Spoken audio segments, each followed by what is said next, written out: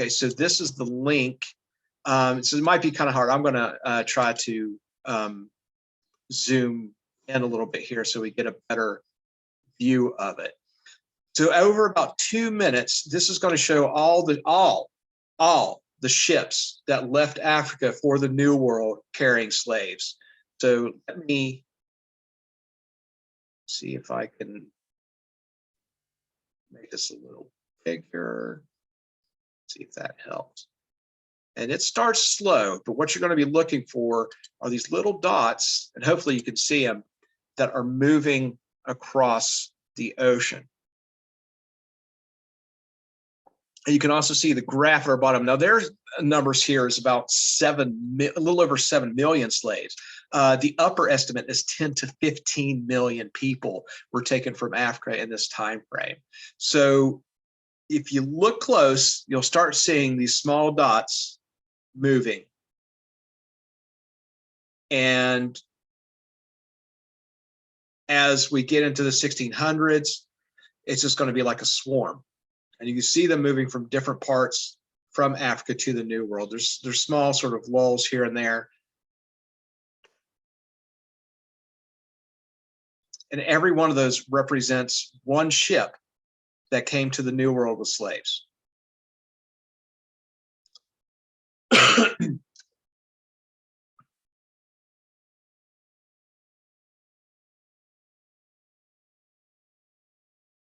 You can also see, where they're headed, right? So a lot of them, you see going to South America, Brazil in particular, and then you see a lot of them heading towards the islands in the Atlantic.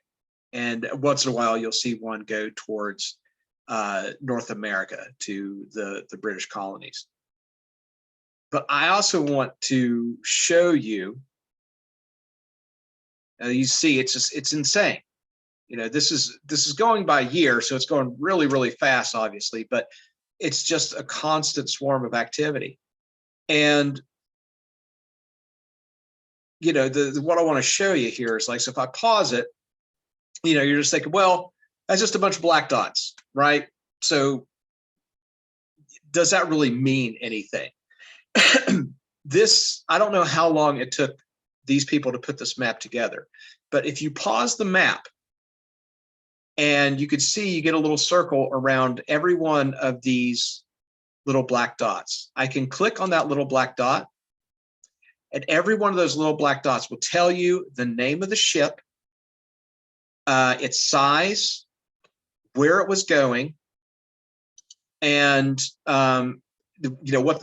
basically all the information they have on that voyage. Is every one of those ships has something attached to it. Whether it's just the name or the cargo, the size of the ship, all of that. And, here we have like a lot of information. So like the vessel owners are on here. The outcome of the voyage, and, the troubling part here, like how many slaves were embarked, how many slaves were carried on there. 600. Right? So 600 on this one ship. How many slave deaths during the Middle Passage? So 350 of those slaves died that never made it. They never made it from Africa to the New World. And that was common, because of the way, obviously, they were treated. They were packed into cargo holds. It was, there's so few, obviously, you can imagine that so many of these slaves were not literate, but we do have a few primary sources from them. We do have some writing, and because they were just scooped up and basically put on a ship, it didn't, most of the time, not fully aware of what was happening to them. Many of them had thought they had died and they were on their voyage to hell. That is, how horrifying it was for them. And there's a movie called Amistad that deals with the slave revolt on a ship. It's a really good movie. I think Steven Spielberg made it. But that it shows that experience and what it was like. Sometimes if they because these slave ships were, the crew were concerned about disease. They didn't want disease spreading through their merchandise.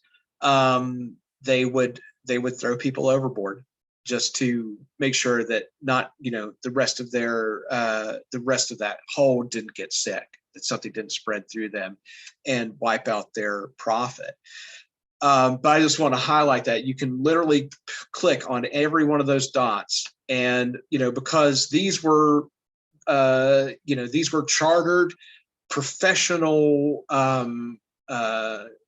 sailors and ships. They had most of them had really good records. So this is also how primary sources can be used. So the ship's manifest, right, or maybe ledgers, like accounting ledgers and stuff like that, diaries of the captain or maybe some of the crew.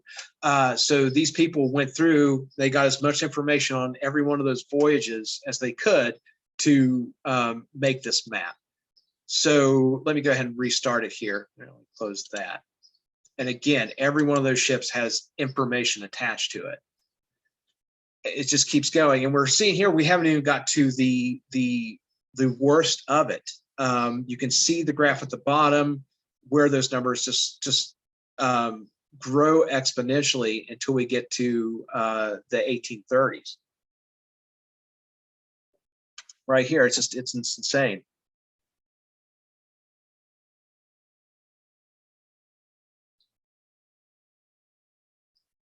And it really highlights, this idea of just chewing up the world, just taking what you want for your nation, your people, and really just really callous towards the well-being and the interest of anybody else.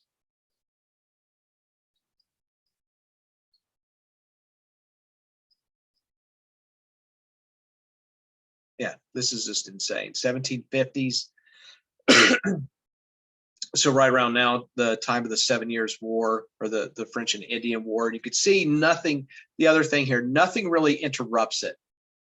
Whether it's war, disease, anything, nothing really halts this activity until we finally get to the 1800s.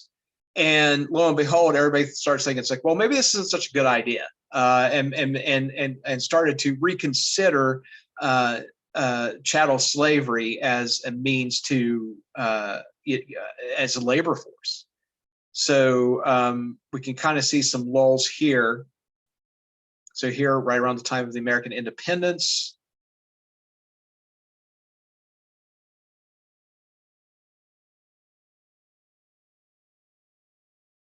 you can actually start seeing more ships going towards North America towards the end.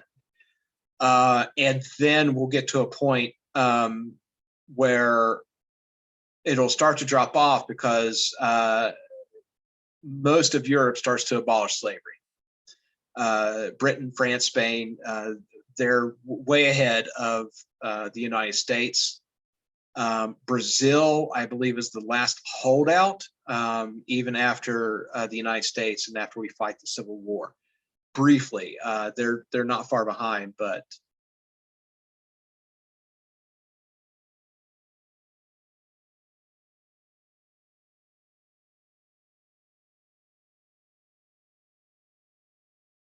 so thousands upon thousands a year.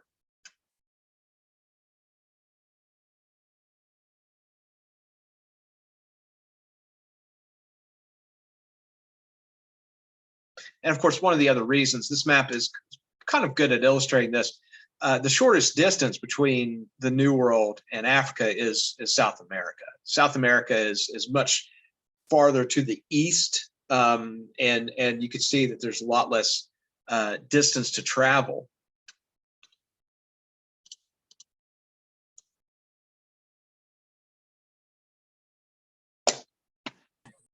Hey, Nilda. We're doing some history today, and I'm showing them a map right now of the slave ships that came to the New World from Africa. And once this finishes up, I'm going to jump into the PowerPoint, and we're going to pick up with the new United States. So here, now it's basically the U.S. and Brazil. And then 1860, by then it stops. There's no more export from Africa. Of course, at that point, there are still, the slave trade is still I can't really say it's trade. Most of the slaves in the United States are born into it.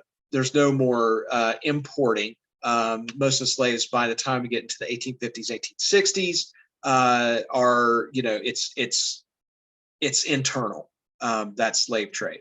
So now we want to pick up with the early republic. So we dealt with the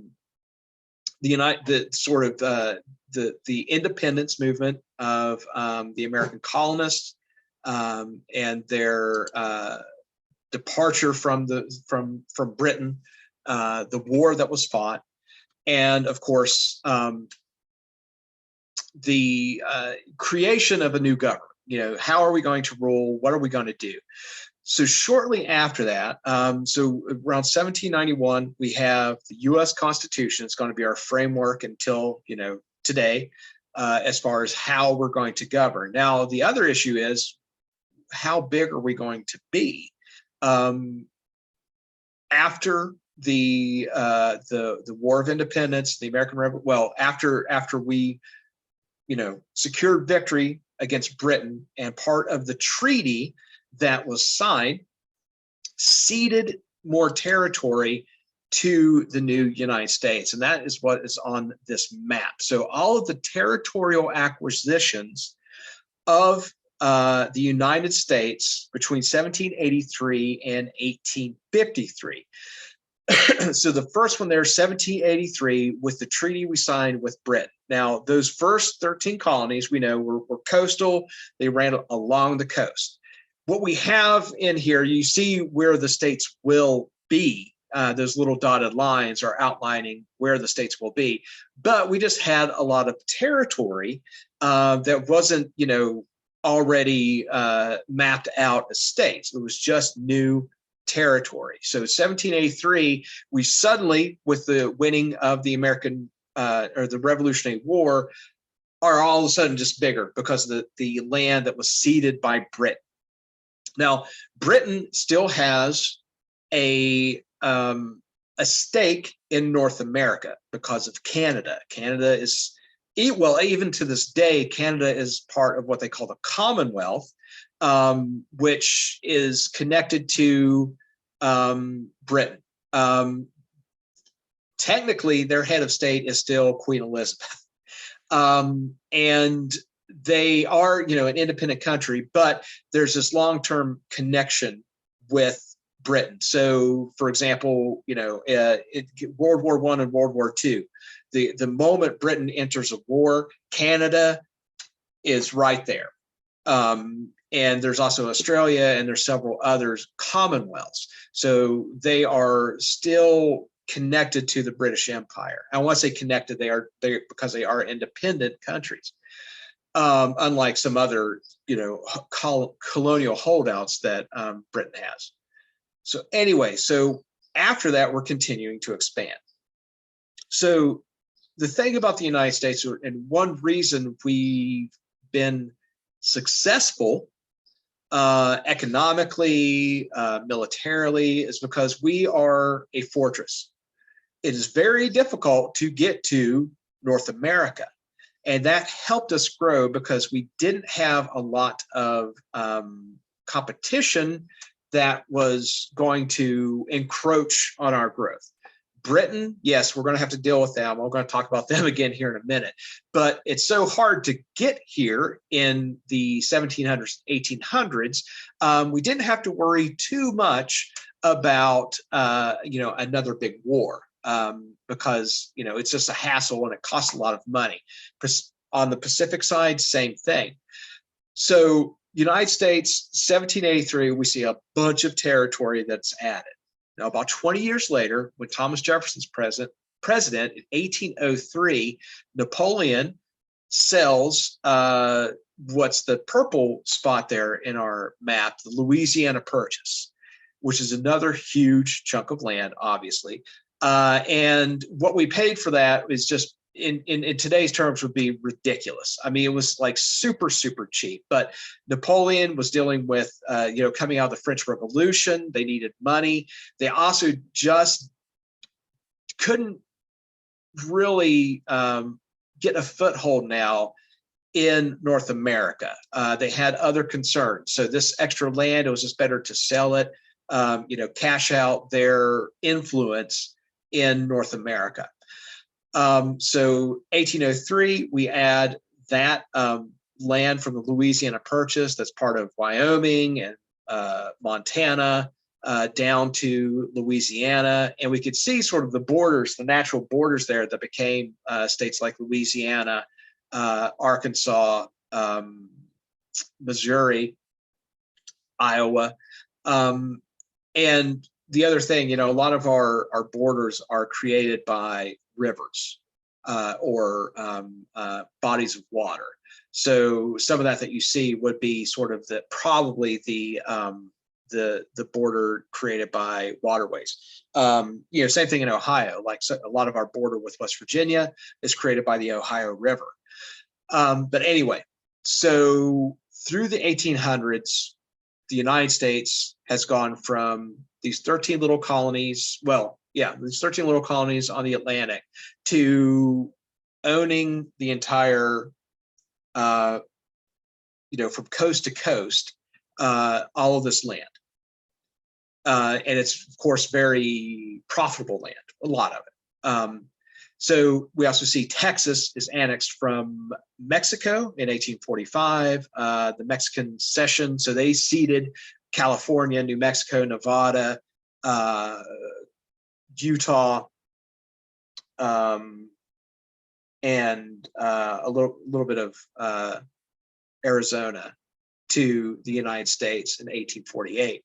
And then finally, the Oregon country that we see up in the left-hand corner there in the Northwest was claims extinguished by 1846. So Britain had remained, sort of with these claims to part of North America that they finally gave up in 1846.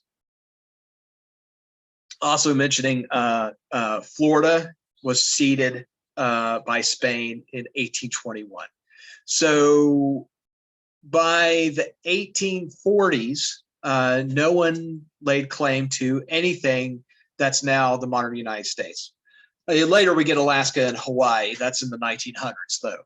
But as far as the continental United States, the contiguous United States, all of the land has been claimed by the United States by the 1840s. So we did have to deal with Britain one more time, and that was the War of 1812. So along the way, as the United States is growing, and I want to say this is largely internal. As a nation, we were a bit isolated. Just the same way that the oceans protected us, we also decided to sort of stay out of everybody else's business. We were a bit of an isolationist.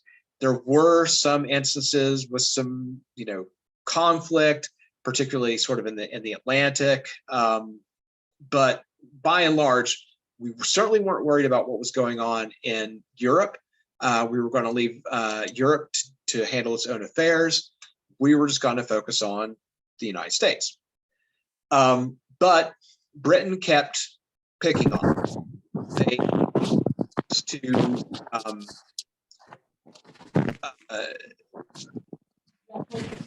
somehow still an extension of the British Empire, is a good way to put it. And there was a lot of tension between us after the American Revolution, for good reason. There was some territory disputes as we were pushing out into new territory, particularly in the north towards Canada. We ran into some issues with Britain there. Britain impressed sailors into service with the British Navy. So they would board American ships. A lot of these were commercial. They were private ships. We had a very, very, very small Navy at the time. So most of these were commercial ships. They would take sailors off of those ships and say, hey, you're in the British Navy now. That was another strike against Britain that pushed us towards war. And then they were trying to block our trade, which they were very successful with other countries. So they were still just had their hooks in us and trying to greatly influence our economics, and particularly with the impressment of sailors. That was just a huge no-no. So it goes to, we wind up in war. There were several theaters. It was fought. There's in Canada, and then in New Orleans, and around that area in the southern U.S. or Republic. So the long story short here, there was no real true winner in this. Britain won some battles, we won some battles, and then we signed a new treaty with them in 1815. The Battle of New Orleans, it was led by Andrew Jackson, actually secured a victory after the treaty was signed. So because, in this day and age, it takes a long time for word to reach people, right? It's got to either come by ship or horse, or, there's no telegraph yet. There's no phones, obviously. So Britain and the United States had worked out a treaty and signed it, ending the war. But because they're all the way down in New Orleans, there were still fighting going on, and Andrew Jackson had actually won a battle after that treaty was signed. It had no effect on the treaty itself. And basically, the outcome, though, did resolve our issues with Britain. And it showed to Britain that we were not going to be their little puppet, that we were going to stand up for ourselves, and we were certainly going to be our own nation and not continue to be a part of the British Empire. So that's largely what the War of 1812 resolved, even though there was no real clear-cut winner. There was no territorial gains by either side, but it did basically end our disputes with them. So again, with this expansion and all of this land that's added, we're going to start filling in all of that space. So there's a few problems with that. Most notably, as I've mentioned several times, there was people already here, the Native Americans. And of course, they had different ideas about ownership in property, and was really sort of confused by this idea where we have these Europeans coming in and telling people that, okay, we own this now. But going back to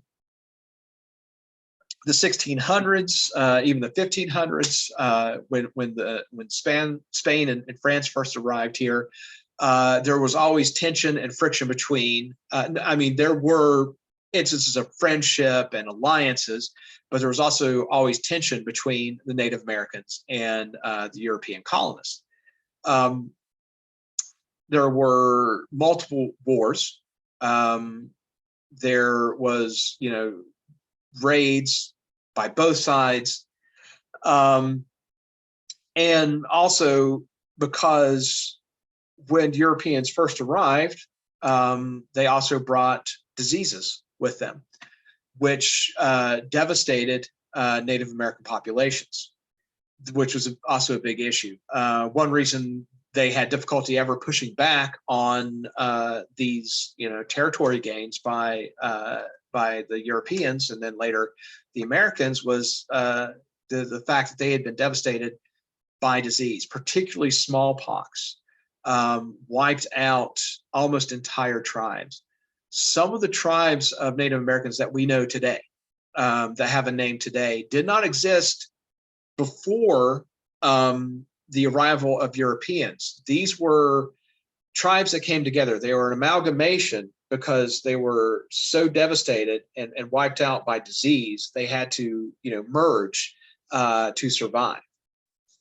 Now, with our challenges by Britain out of the way, and we're looking to expand, we turn our attention towards moving Native Americans off the land that we want. That's the best way to put it. They're continued to sort of push west and farther south. And finally, there's agreements to put them on reservations, where most of our Native Americans survive today.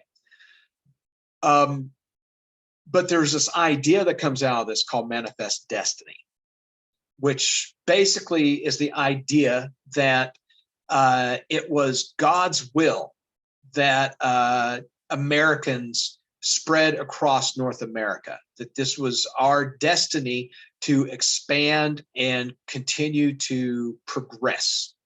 And where Britain and France and these other countries are colonial empires that are expanding across the world, the United States is what you could consider a continental empire because of the way we spread from coast to coast. And the picture that I have here was done, I think, in the maybe later on, like in the 1860s, 1870s, but it is representing the idea of manifest destiny. And you could see these settlers. Of course, it comes a little bit later because we have railroads. You see the telegraph lines, all this stuff. And that is, I forget how they represent her. But the woman, the floating sort of angel there is sort of a representation of America. And you can also see, on the left side of the picture, the buffalo and the Native Americans basically running from this so-called progress as these people continue to move west. So there were settlements in out west in California. If you look around California, you see names like Los Angeles, San Diego, San Francisco, because Spanish settlements had started there.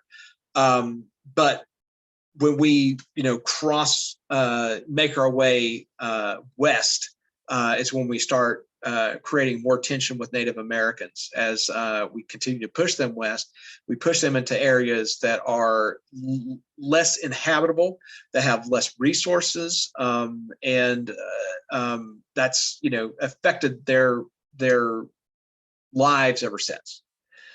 So the other issue that starts to pop up is a period we call the Antebellum Period.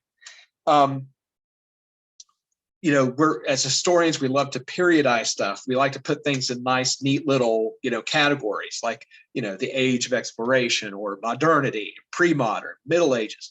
And nothing is ever that, rarely are things that so cut and dry. Now, 1861 is a cut and dry idea. 1812 might be a little, did this start a little earlier or a little later? Who knows? But the Antebellum period, that is Latin for before the war. Another sort of language arts lesson here. If you see bella, if you see any form of bellum or bella, that's typically refers to something aggressive or war. So bellum meaning war. If you think of something like belligerent, right? That has that B-E-L-L-I. That's basically root of sort of hostility. So the other issue is going to become slavery and what happens with slavery in the United States. And that starts around 1812. So there's growing divisions within the country politically. We mentioned the Federalists and we mentioned the Democratic Republicans that basically were the first two major parties in the United States. The Federalists being more urban, wanting to be sort of more cosmopolitan. They wanted to be involved in the world. They believed in bigger central government. And a strong sort of central banking and things like that. And the Democratic Republicans, the party of Thomas Jefferson, that was more rural, agrarian, Southern, They were tended to be the more isolationist party when it came to, dealing with world affairs and things like that. Well, those two parties sort of evolve. There was sort of a scandal in the Federalist Party. There was the Whig Party that kind of came. Well, no, it's the Whig Party that kind of comes after the Federalist Party. There's a scandal there. It kind of falls apart. It's sort of reborn as the Republican Party in the 1850s. The Democratic Republicans just sort of become the Democrats. And I should probably say Southern Democrats, as you'll find out why. At this time, one of the major materials being produced in the United States is cotton. And the South, we know, uses slave labor to produce cotton. It is a major crop grown here. It is the center of the economy for the South. So they are very connected or very reliant and want to stay reliant on slave labor. The North is also industrializing more rapidly than the South. So they're using, new agricultural processes, new technology more. So we're starting to see tensions grow between these two sides on how do we deal with slavery. There are a series of compromises going back to the 1700s to deal with it. First off, the South wants to count slaves as part of their population when it comes to representation, right? So how many representatives do we get in Congress? How many votes do we get? The North is saying, these people don't get a vote. They don't actually receive any representation. So why would we let you count them as population? So the compromise is every slave is counted as, it sounds gross considering, everything that we're talking about here, 3/5 of a person in regards to population, in regards to representation in as far as voting and as far as legislative representation. So that's one of the first compromises.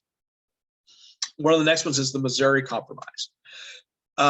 So basically, as we're getting into the 1800s, and as I mentioned, we have all this new territory. So those new territories are going to become states. Well, the question is, are they going to be slave states or free states? So the debate of slavery does have a very political side to it in terms of this, the North versus South. Obviously, if you're a Republican or, from one of the previous parties, you want these new states to come in as free states. If you're a Southerner, obviously you want them to come in as slave states. So as we add states, there's always a discussion about whether this one's going to be slave or free. The Missouri Compromise is part of that. The 1850 Compromise is part of that. And the Kansas-Nebraska Act is part of that. So basically, Kansas is admitted as a slave state and Nebraska is admitted as a free state. So they're trying to continue to balance where one side does not get more states than the other. There's lots of violence between Nebraska and Kansas. It's this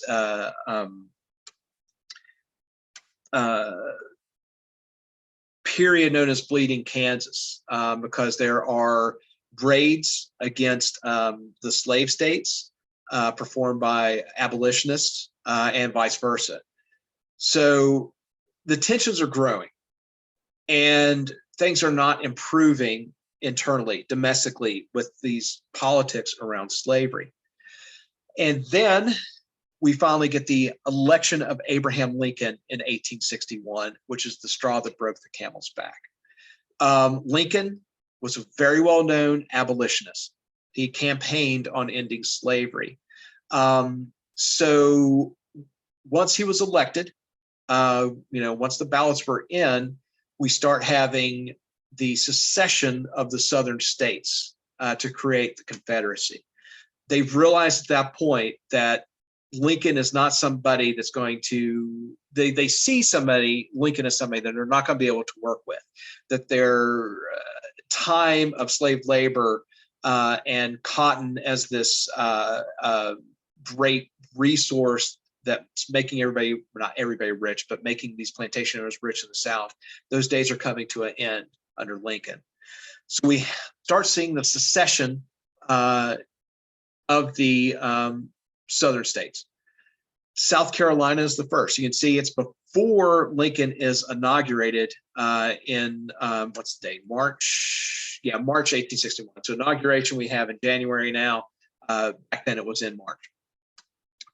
They split months before he's even inaugurated. Then quickly followed by Mississippi, Florida, Alabama, Georgia, Louisiana, and Texas. So between January and February 1861, all of these other states split from the Union. In my little map here, you can see there. So the red states are what are the Union states. The dark blue are the states that seceded. And we'll talk about Fort Sumter here in a minute because there's more states added to the Union after that. The light blue states, which we've talked about a little bit in the past, Missouri, Kentucky, Maryland, and Delaware, were slave-holding states, what they called the border states that did not secede from the Union.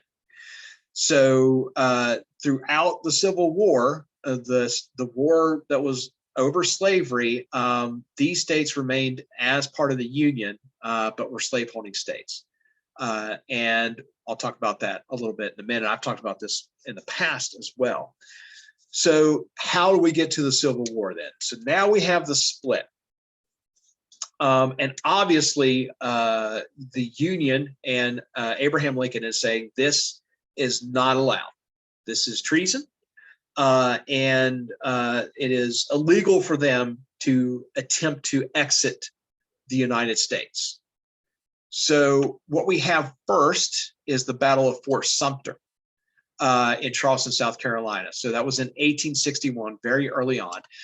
There were Union soldiers who were occupying Fort Sumter that's in basically the harbor in Charleston, South Carolina. And there was weapons there. So they basically were almost run out of town.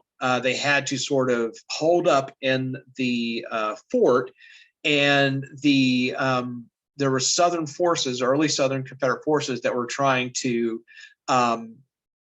occupy the fort. So we wind up with our first battle there with Union soldiers trying to protect this fort in Charleston, South Carolina. Along the way, we know that's going to be tough because there wasn't a way to really reinforce them. But after that, it was seen as hostility by the North. So Virginia, Tennessee, Arkansas, and North Carolina joined the Confederacy shortly after the Battle of Fort Sumter. And we're entrenching now. You know, we're digging our heels in. Richmond, Virginia becomes the capital of the Confederacy, which is just, I think it's less than 100 miles from Washington, D.C., which was part of the other reasons we wanted to keep Maryland, Delaware, particularly Maryland, Delaware, in the Union, because Washington, D.C. is basically surrounded by Maryland. So we couldn't have the capital of the United States in a hostile state, or surrounded by a hostile state. One of the reasons that we tried to work with them to make sure that they didn't secede, even though they were slave states. So moving forward, just a little bit on the Civil War here. So it's often seen as the last pre-modern war. And I talked about pre-modern history and modernity, a little different when it comes to things like war. So, you know, we had the first use of things like telegraph communication railroads, these sort of more modern ideas about moving troops and mass communication and things like that, that help make it the first sort of modern war. Rifled barrels, which we'll get into a bunch of details here, but if you know anything about guns, or if you've seen the inside of a barrel of a, whether it's a long gun or a pistol, you'll notice it has little grooves like a spiral. So before the Civil War, this is one of the first times that we saw widespread uses of rifled barrels, which imparted a spin on the bullet and stabilized it. And that makes it much more lethal at a much larger distance. These muskets that these dudes used in the American Revolution, you're lucky to hit somebody at like 50 yards. I could, put a bunch of people down at the horseshoe, right? I could put 100 people in one end zone and 100 people in the other end zone, and I'd get tired trying to watch them kill each other with muskets because they're so inaccurate.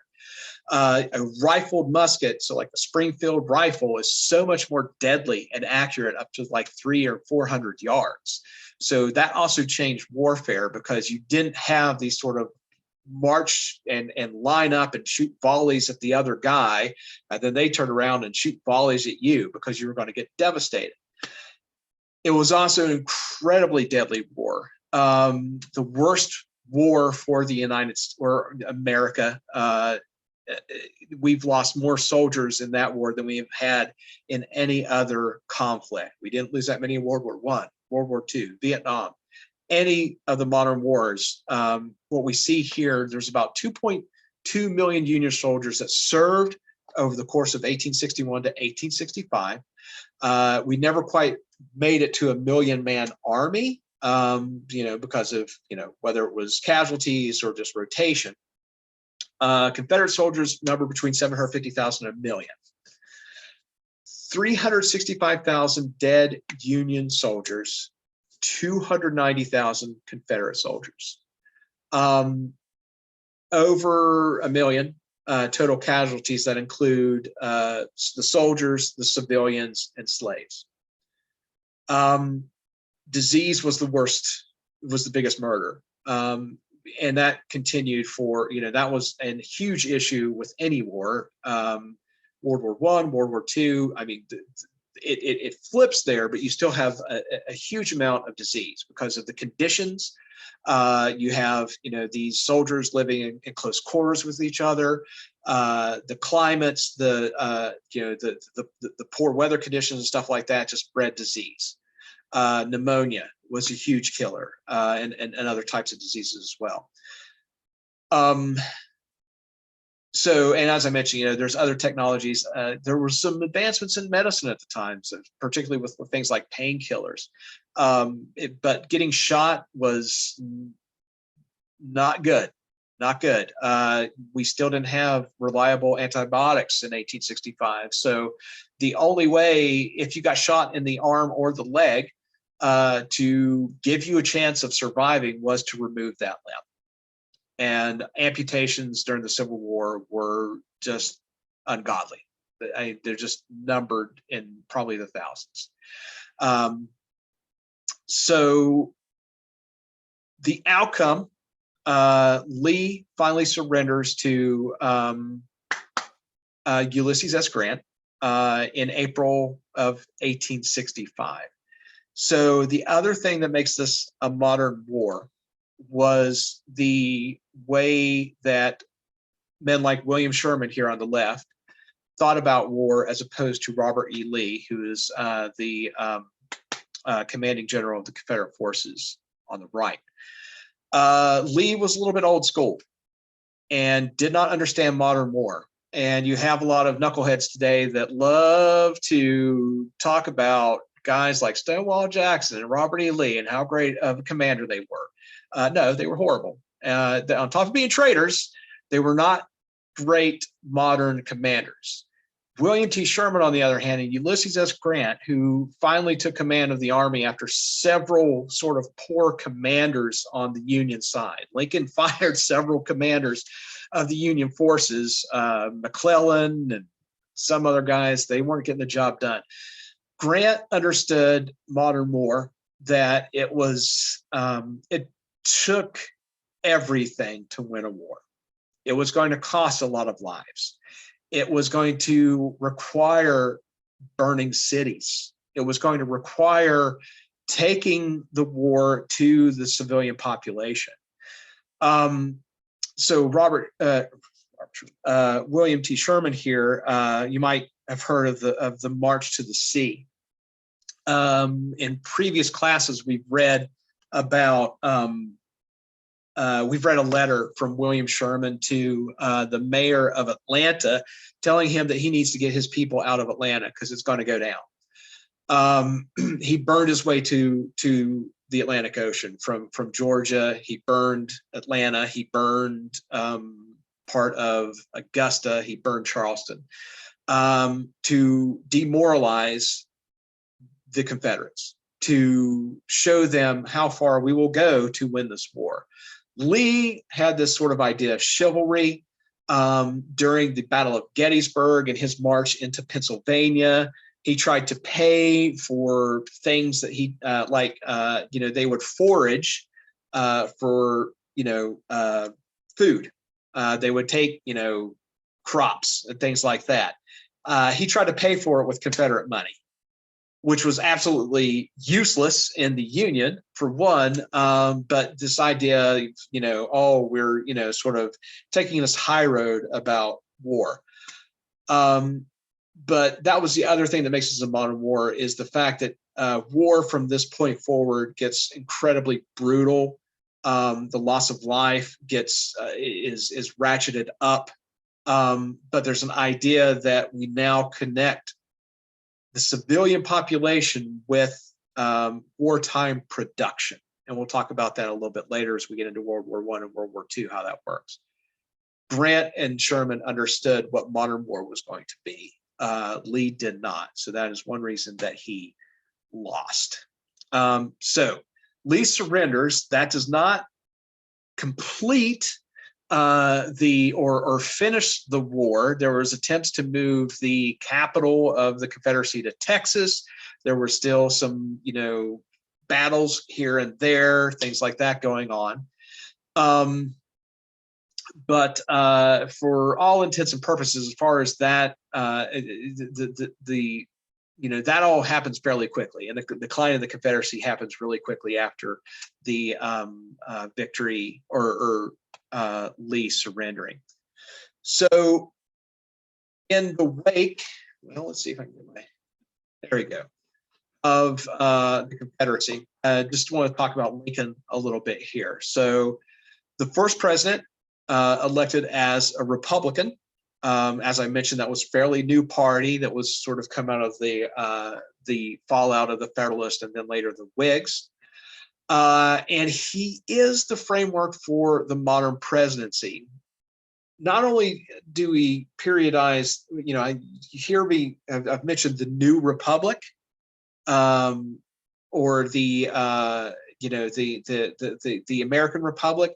That's sort of how we periodize that part of American history, from the American Revolution to the Civil War.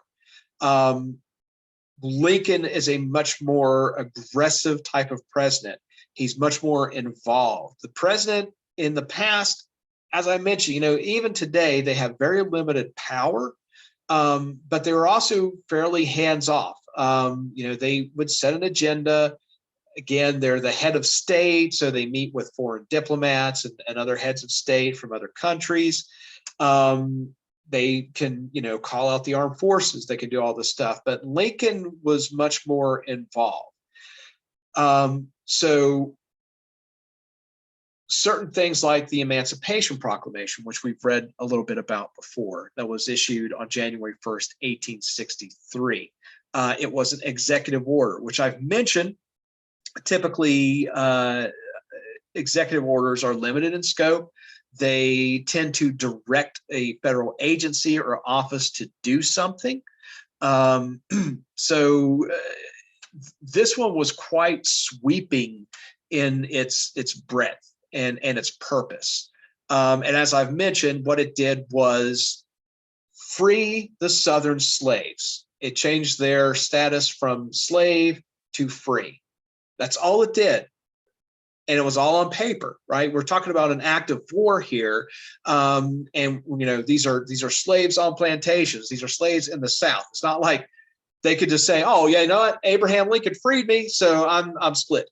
Okay, so it's good knowing you. I'm taken out. No, there was, but the idea was to undermine the economy of the South. Also, once the Union Army did roll through, those slaves were free. They didn't have to worry about being returned to slavery at that point.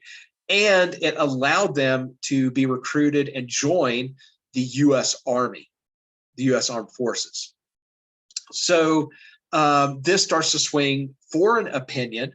Remember, I mentioned slavery had already gone, had already been abolished across most of Europe. So it started to swing the opinion toward the Union. Britain now is looking at us as a potential ally after our decades of tension and everything, and seeing Lincoln and this his sort of promotion of abolition. Europe decided it's like, okay, if we're going to have any stake in this game, we're siding with the Union. We're not going to side with the South. The South attempted to, make inroads with Europe to get, financial aid, to get assistance during the war. Didn't go so well. They talked about embargoing their cotton, and Britain and France was like, dude, we got like stacks of this stuff in warehouses. We're not too concerned about that. So now, the rest of the world is sort of rooting for the Union to win. What comes after that is the 13th Amendment. So the Emancipation Proclamation, the executive order, frees the slaves that were being held again in the South. As I mentioned, it did not apply to Kentucky, Delaware, particularly Maryland or Missouri, because Lincoln was afraid that they would leave the Union if he was to do that. It was a political move. So it was a tough decision, I'm sure, but in order to make sure that he could, keep them in the Union, he had that provision in there. What comes next is the 13th Amendment. Well, I should say Lincoln barely gets to see the end of the war before he's assassinated. So as I mentioned, just a little over a week after Lee surrenders at Appomattox, John Wilkes Booth at Ford's Theater, Lincoln is attending a play, is shot in the back of the head by John Wilkes Booth. Booth, this was a popular play at the time. I can't remember the name. I think it was something like Our American Cousin, I think is the name of the play. Booth was a very well-known actor of his day. Now, of course, it's all plays, it's all theater. They're not making movies. They're not on TV, obviously, but he was a recognizable face, which is why, for one reason, he was able to get such easy access to the theater and Lincoln's booth, or I forget what you call them, the balcony seats that he had. I can't remember what they're called.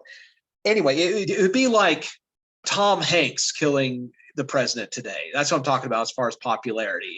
He's like a major actor, but he walks up in behind Lincoln, shoots him, jumps to the stage, yells Semper Tyrannis, I believe, which is death to tyrants, and I think breaks his ankle at the time.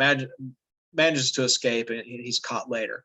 Lincoln dies, I think, early the next morning. They move him across the street to a house, but of course he does not make it.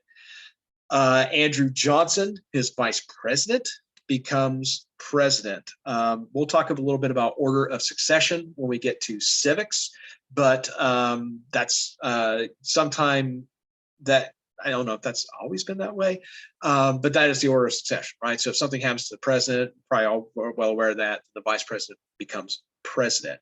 Andrew Johnson was a Southerner. He was a sort of pro-abolitionist Southerner.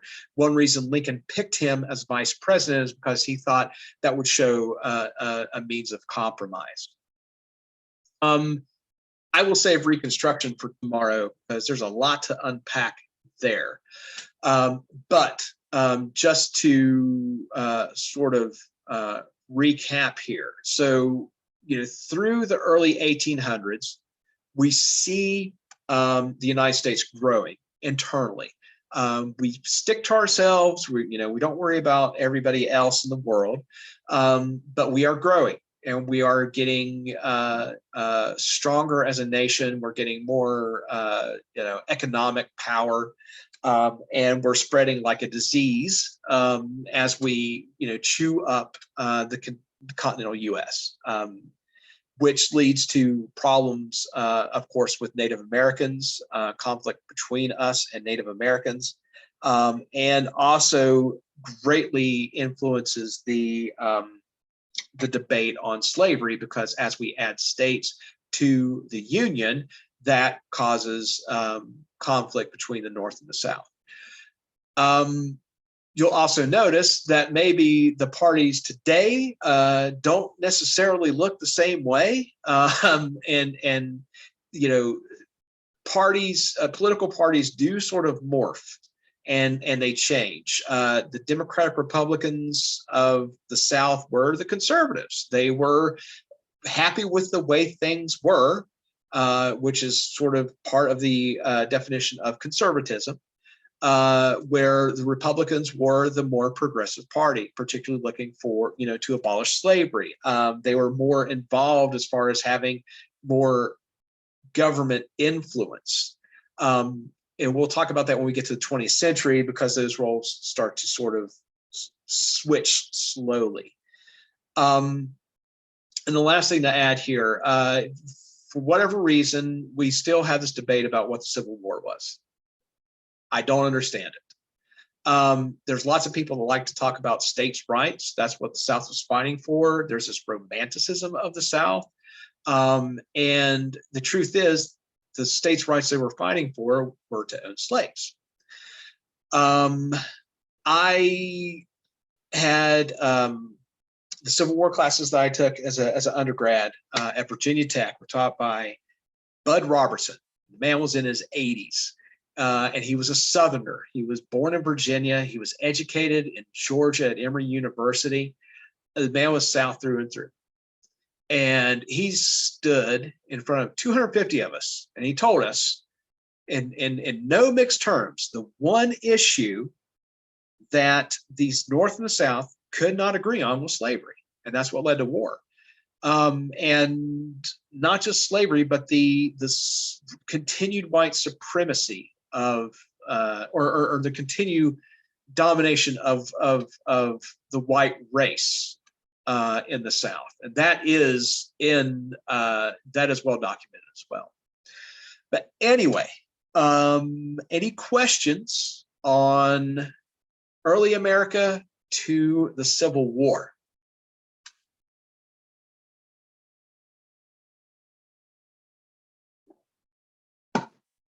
All right, I'm going to say that's a no.